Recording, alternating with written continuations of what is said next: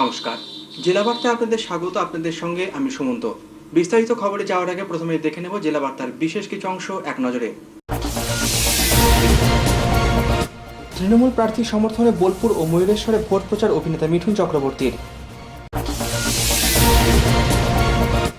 সাগর ঘোষ হত্যা মামলায় অন্যতম অভিযুক্তের আত্মসমর্পণ সিউড়ি আদালতে। মোহাম্মদবাজারের বিভিন্ন এলাকায় ভোট প্রচার কংগ্রেস প্রার্থীর। সুষ্ঠু নির্বাচনের লক্ষ্যে গাড়ি তল্লাশি জেলার বিভিন্ন রাস্তায়। পাঁচটা চৈতন্যপুর গীতা ভবনে গেলেন বিজেপি প্রার্থী জয় ব্যানার্জি।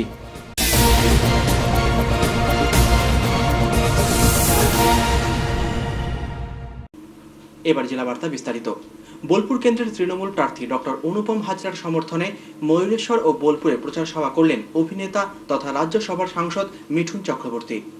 পশ্চিমবঙ্গের উন্নয়নের জন্য তৃণমূলের পক্ষে বেশি সংখ্যক সাংসদ দিল্লি পাঠানোর ডাক দিলেন অভিনেতা তথা দলের রাজ্যসভার সাংসদ মিঠুন চক্রবর্তী। বুধবার বোলপুর কেন্দ্রের তৃণমূল প্রার্থী ডক্টর অনুপম হাজরার সমর্থনে ময়ূরেশ্বর ও বোলপুরে দুটি প্রচার সভায় যোগ দেন মিঠুন চক্রবর্তী। তার জনপ্রিয় হিন্দি বাংলা সিনেমার সংলাপ আওড়ে জনতার কাছে ভোট চান অনুপম বাবুর হয়ে। একই সঙ্গে ভোটারদের উদ্দেশ্যে তার সাবধানবাণী, চতুর্মুখী লড়াইয়ে যেন কোনোভাবেই ভোট কাটাকাটির খেলায় পা না দেন ভোটাররা। অনুপম বাবুর প্রচার সভায় মিঠুনের সঙ্গে উপস্থিত ছিলেন মুকুল রায়, অনুব্রত মণ্ডল, চন্দ্রনাথ সিং, বিকাশ রায়চৌধুরী, মনিরুল ইসলামের মতো রাজ্য ও জেলা নেতারা।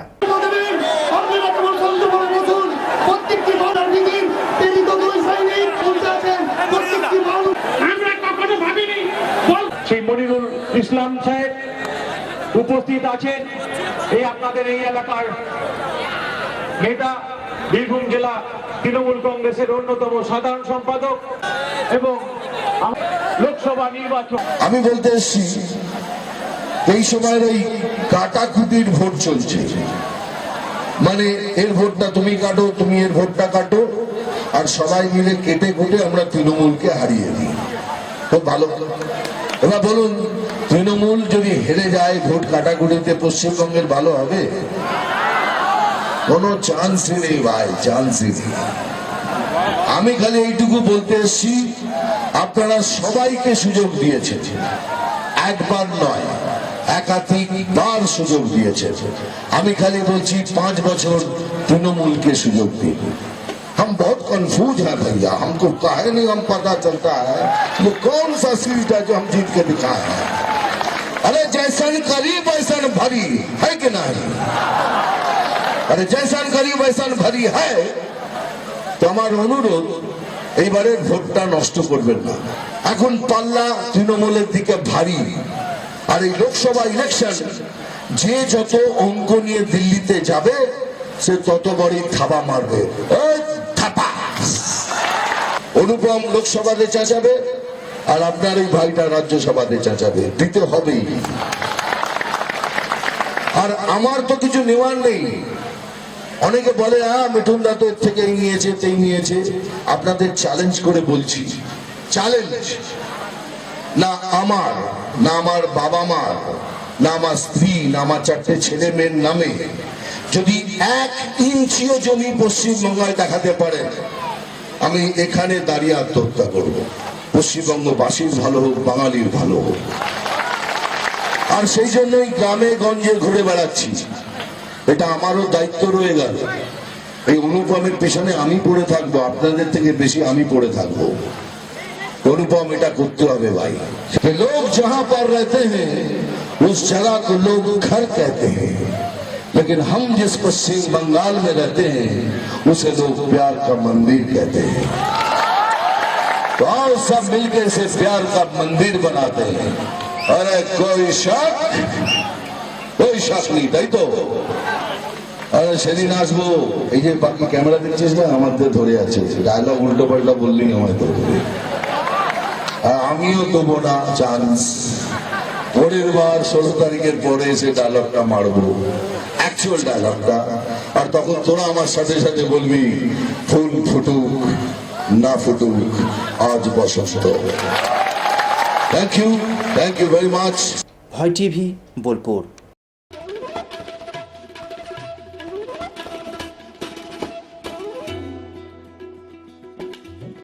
লোকসভা নির্বাচনে ভোট গ্রহণের এক সপ্তাহ আগে আদালতে আত্মসমর্পণ করলেন সাগর ঘোষ হত্যা মামলায় অন্যতম অভিযুক্ত ভগীরথ ঘোষ। মহামান্য আদালত তার 14 দিনের জেল হাজতের নির্দেশ দেন। পাড়ুইয়ের বিক্ষুব্ধ তৃণমূল নেতা সাগর ঘোষ হত্যা মামলায় এবারের লোকসভা নির্বাচনে অনেকটাই জায়গা করে নেয় বিরোধীদের ভোট প্রচারে। গত পঞ্চায়েত নির্বাচনে নিজের দলের কর্মীদের হাতেই খুন হন বিক্ষুব্ধ তৃণমূল নেতা হৃদয় ঘোষের বাবা সাগর ঘোষ। সেই হত্যাকাণ্ডের নাম জড়িয়ে পড়ে জেলা তৃণমূল সভাপতি অনুব্রত মণ্ডল সহ মোট 41 জনের। উচ্চ আদালতের নির্দেশে গঠিত বিশেষ তদন্তকারী দল সিট এ পর্যন্ত অভিযুক্ত 4 জনকে গ্রেপ্তার করলেও অনুব্রত বাবুকে জিজ্ঞাসাবাদ পর্যন্ত করা হয়নি, যা নিয়ে মামলা গিয়েছে দিল্লির সর্বোচ্চ আদালত পর্যন্ত। তারই মধ্যে অনুব্রত বাবুর অনুগামী তৃণমূল নেতা ভগীরথ ঘোষ সিউড়ি আদালতে আত্মসমর্পণ করেন। তবে আরেক অভিযুক্ত সুব্রত রায়ের নাগাল এখনও পায়নি তদন্তকারী দল। পাড়ুই মামলায় ধৃতদের এদিনই আদালতে তোলার দিন ছিল। ধৃতদের আদালতে তোলার সময়ই হঠাৎ আদালতে এসে আত্মসমর্পণ করেন ভগীরথ বাবু। তবে পুলিশ ভগীরথ বাবুকে হেফাজতে না চাওয়ায় বিচারক তার 14 দিনের পুলিশি হেফাজতের নির্দেশ দেন। অভিযুক্ত ভগীরথ বাবুকে তদন্তকারীরা ধরতে না পেরে তার নামে পোস্টার ছাপিয়ে হুলিয়া জারিও করে। আদালতের নির্দেশে তার সম্পত্তিও ক্রোক করা হয়। তারপরও এদিন তদন্তকারীরা তাকে হেফাজতে না চাওয়ায় প্রশ্ন উঠেছে বিভিন্ন মহলে। ভয় টিভি, সিউড়ি।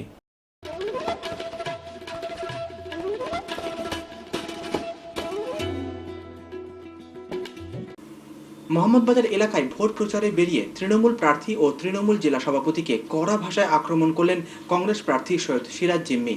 মোহাম্মদবাজার এলাকায় ভোট প্রচারে বেরিয়ে তৃণমূল প্রার্থী ও তৃণমূল জেলা সভাপতিকে কড়া ভাষায় আক্রমণ করলেন কংগ্রেস প্রার্থী সৈয়দ সিরাজ জিম্মি।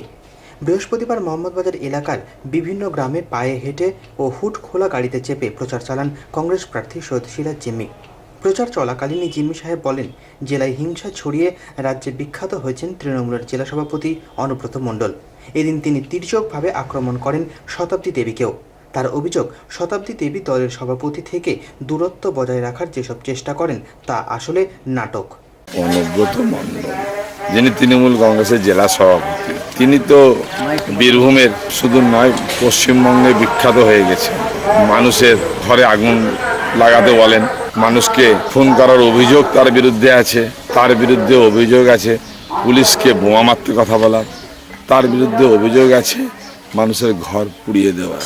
আজকে বীরভূমের মানুষ তার উপরে ক্ষুব্ধ। আমাদের এই নায়িকা ক্যান্ডিডেট ভোটের জন্যে মানুষের কাছে উনি বার্তা দেখাতে চাইছেন যে তৃণমূলের জেলা সভাপতি অনুব্রত মণ্ডল আর উনি আলাদা, কিন্তু ওটা উনি মানুষকে বোকা বানাতে চাইছেন। এক দল, এক দিদিমণি নেত্রী একই সঙ্গে কাজ করছেন, আলাদা কেউ নয়। সুতরাং এই সন্ত্রাস, এই খুন, এই তাণ্ডব, এই গুন্ডামি, এই চাকরি বিক্রি দায়ী আমাদের এই নেত্রী, এই প্রার্থী এড়িয়ে যেতে পারেন না। তাই তো বলি বন্ধু, ভারতবর্ষের রাজনীতিতে এই নরখাদক মুসলিম নিধনকারী নরেন্দ্র মোদীকে রুখার জন্য আপনার দামাল ছেলে কংগ্রেসের প্রার্থী সৈয়দ সিরাজ জমিকে হাত চিহ্নে ভোট দিয়ে বিপুল ভোটে জয়ী করুন। মার্ডার হতে হলো আমার সাগর ঘোষকে। এই হত্যাকারীদের চক্রান্তের বিরুদ্ধে আমাদেরকে একত্রিত হয়ে তাদের জবাব দেওয়ার জন্য, মামুরদের আশীর্বাদ নেওয়ার জন্য, ভাইদের আশীর্বাদ নেওয়ার জন্য, দাদাদের দোয়া নেওয়ার জন্য আপনাকে করমর্দন করে সালাম জানাচ্ছে। ভাই দোয়া খায়ের করবেন কংগ্রেস প্রার্থী।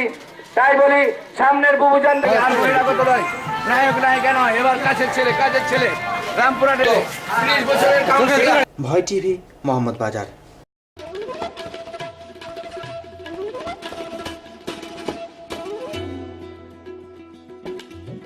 এখন সময় বিরতির। ফিরে আসছি বিরতির পর। সঙ্গে থাকুন ভয়ের সাথে নির্ভয়ে।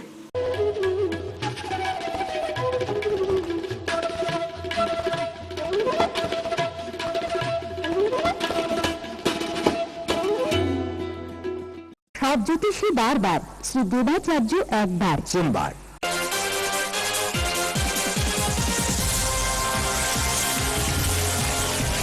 প্রতি ইংরাজি মাসের তৃতীয় রবিবার ও শেষ রবিবার বিকেল 4টে থেকে রাত 8টা পর্যন্ত। বুকিং 9434317391 ও 9163667741। এছাড়া বসেন মালদা, বহরমপুর, কৃষ্ণনগর, শান্তিপুর, বনগাঁ, শিলিগুড়ি, হলদিয়া ও কলকাতা বইবাজার।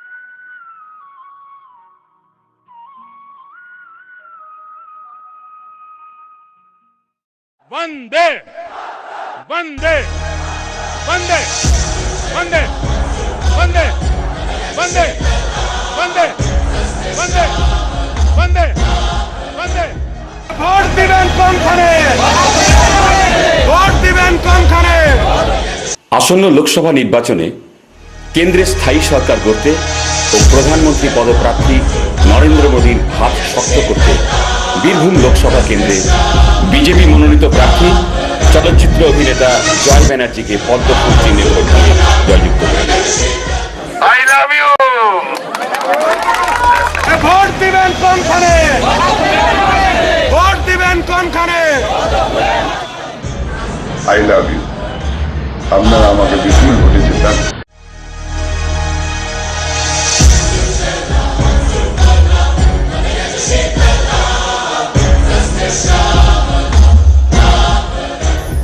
चलो हालात बदले, देश की सरकार बदले, भाजपा को वोट दे। अब की बार मोदी सरकार।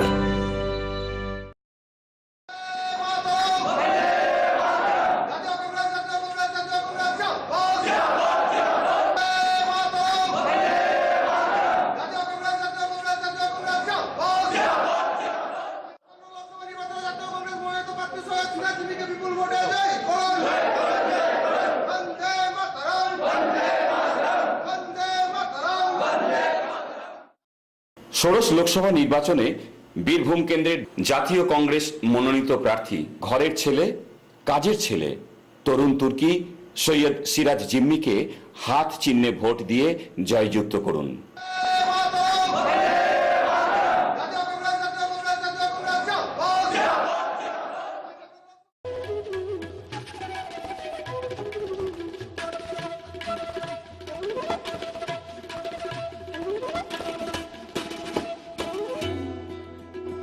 ফিরে এলাম বিরতির পর। আগামী 30 তারিখ বীরভূম কেন্দ্রে হতে চলেছে ভোট গ্রহণ। তার আগে নিশ্চিদ্র নিরাপত্তায় মুড়ে ফেলার চেষ্টা চলছে কেন্দ্রের বিভিন্ন এলাকা। জায়গায় জায়গায় নিরাপত্তা বাহিনীর টহলের সঙ্গে জেলার প্রায় অনেক রাস্তায় গাড়ি আটকে চলছে তল্লাশি। ষোড়শ লোকসভা নির্বাচনে বেশ কয়েকটি রাজ্যে ঘটে গিয়েছে একাধিক মাও হানার ঘটনা। বীরভূম কেন্দ্রটি ঝাড়খণ্ড লাগোয়া হওয়ায় এবং কেন্দ্রের একটি অংশ মাও প্রভাবিত হওয়ায় এখানে বাড়তি সতর্কতা নেওয়া হয়েছে নির্বাচন কমিশনের তরফে। তারই অঙ্গ হিসাবে বৃহস্পতিবার দুমকা মোহাম্মদবাজার রাস্তার সীমান্ত এলাকায় গাড়ি আটকে বিশেষ তল্লাশি চালানো হয় নিরাপত্তা কর্মীদের তরফে। সুষ্ঠু ও অবাধ নির্বাচন করার লক্ষ্যে যেসব পদক্ষেপ নেওয়া হয়েছে তল্লাশি অভিযান তার অন্যতম।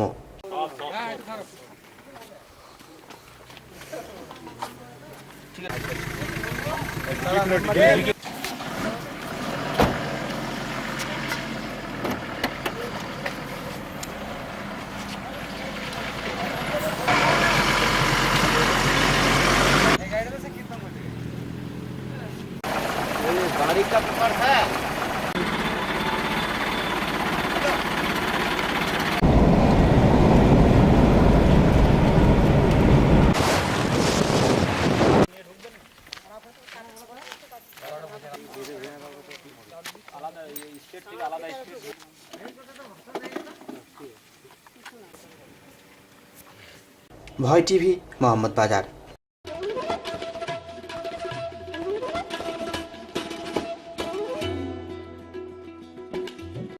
নির্বাচনের আগে দেবতার আশীর্বাদ নিতে খয়রাশোল পাঁচটা চৈতন্যপুর গীতা ভবনে গেলেন বীরভূম কেন্দ্রের বিজেপি প্রার্থী জয় ব্যানার্জি।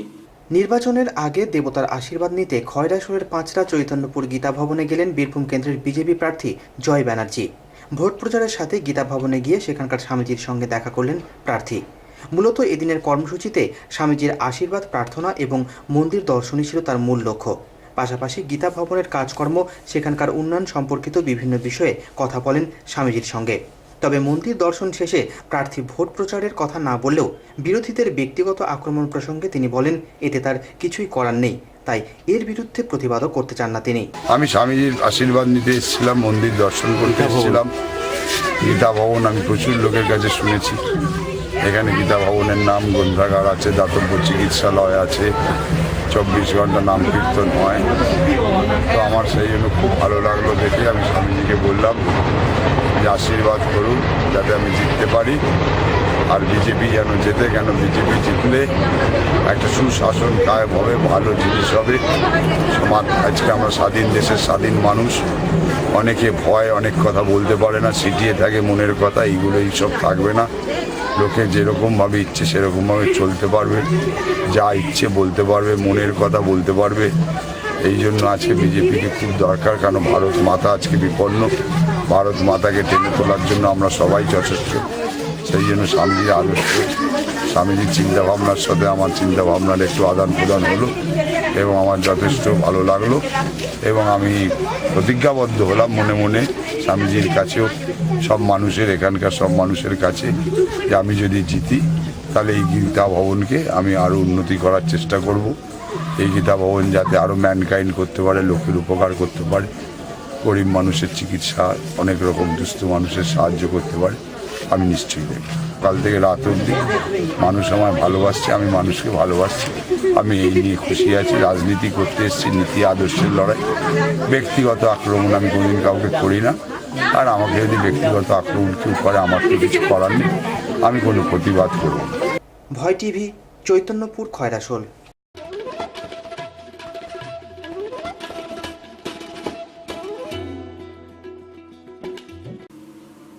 খবর শেষের আগে আসুন দেখেনি 24শে এপ্রিলের গুরুত্ব।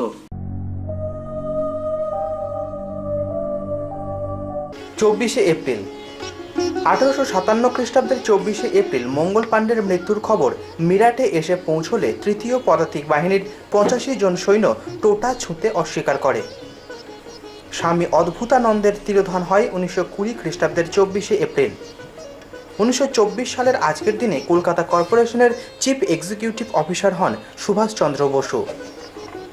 চট্টগ্রামের হাসপাতালে জালালাবাদের যুদ্ধে আহত অর্ধেন্দু দস্তিদারের জীবনাবসান ঘটে 1930 খ্রিস্টাব্দের 24শে এপ্রিল। 1945 সালের আজকের দিনে সুভাষচন্দ্র তাঁর সৈন্যদের শ্যাম ও মালয়ে ফিরে যাওয়ার নির্দেশ দেন। রাত্রে তিনি রেঙ্গুন শহর ছেড়ে পূর্ব দিকে যাত্রা করেন। আচার্য শ্রীমৎ যুগ বশিষ্ঠ দেবের তিরোধান হয় 1966 খ্রিস্টাব্দের 24শে এপ্রিল। 1973 সালের আজকের দিনেই ক্রিকেট খেলোয়াড় শচীন রমেশ তেন্ডুলকরের জন্ম হয়।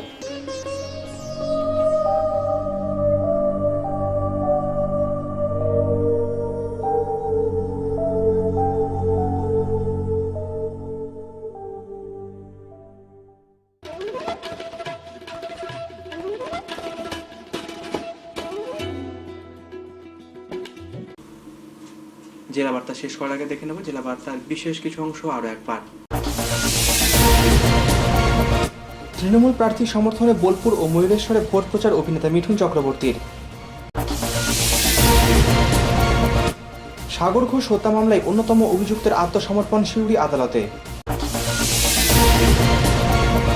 মোহাম্মদবাজারের বিভিন্ন এলাকায় ভোট প্রচার কংগ্রেস প্রার্থীর। সুষ্ঠু নির্বাচনের লক্ষ্যে গাড়ি তল্লাশি জেলার বিভিন্ন রাস্তায়। পাঁচটা চৈতন্যপুর গীতা ভবনে গেলেন বিজেপি প্রার্থী জয় ব্যানার্জি।